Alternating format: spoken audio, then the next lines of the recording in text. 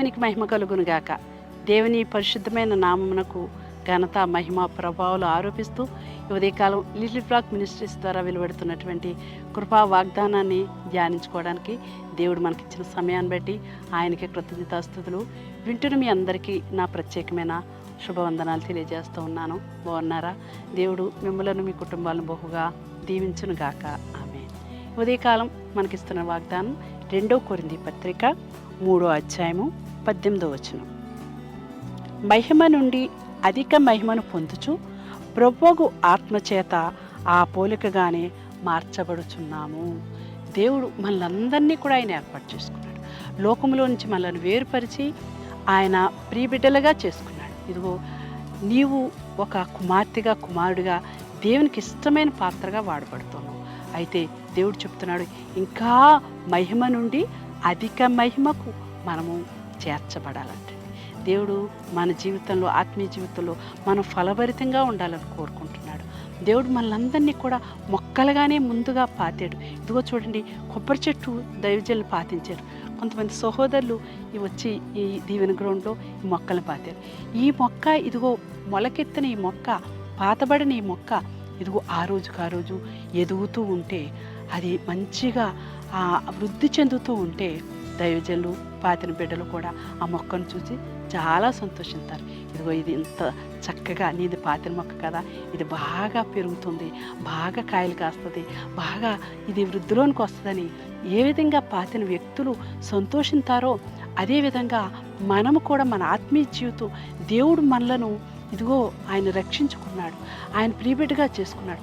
మనము ఆత్మీయంగా మెట్టుకు పైమెట్టు ఎక్కుతూ మన ఆత్మీయ జీవితంలో వృద్ధి చెందుతూ ఉంటే, ఆత్మచేత నడిపించబడుతూ ఉంటే ఆ పరలోకపు తండ్రి మనల్ని బట్టి ఎంతగానో సంతోషిస్తూ ఉంటాడు.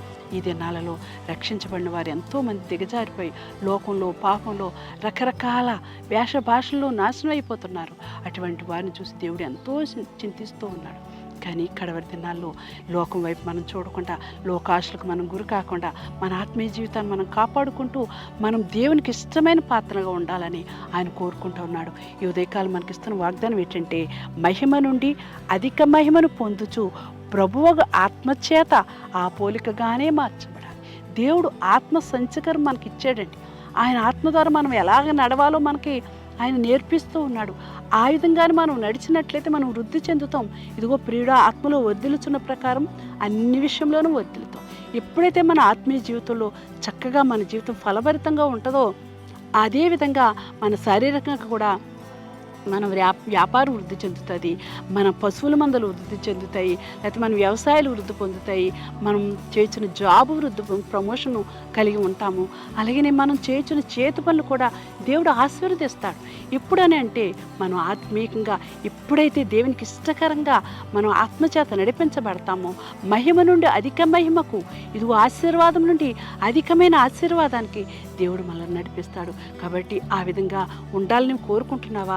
ఆ విధంగా వృద్ధిలోనికి నేను రావాలని, నా ఆత్మీయ జీవితం వృద్ధి పొందాలని, శారీరకంగా కూడా నేను ఆశీర్వాదంలోకి నడిపించబడాలని నువ్వు కోరుకున్నట్లయితే దేవుడి మీద పూర్తిగా ఆనుకుని, దేవుడు చెప్పిన విధంగా, దేవుడు వాక్యం ఏ విధంగా బోధిస్తుందో, దైవజనులు మనకి ఏ విధంగా వాక్యం తెలియజేస్తున్నారో అట్టి రీతిగా నీవు నడిపించబడినట్లయితే దేవుడు నీ కుటుంబాన్ని బహుగా దీవిస్తాడు, ఆశీర్వదిస్తాడు.